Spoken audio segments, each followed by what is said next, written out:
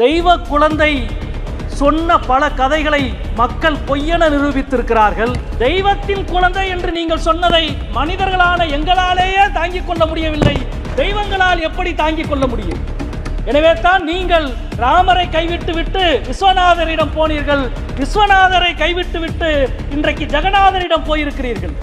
விரைவில் ஜெகநாதரும் உங்களுக்கு நல்ல அருளை பாவிப்பார். உங்களுக்கு வாக்களிக்காவிட்டால் அயோத்தியையும் கைவிடுவீர்கள், ஆண்டவனையும் கைவிடுவீர்கள். மன்னராட்சி எப்பொழுது ஒளிந்ததோ அப்பொழுதே செங்கோலின் மகிமையும் ஒளிந்து விட்டது.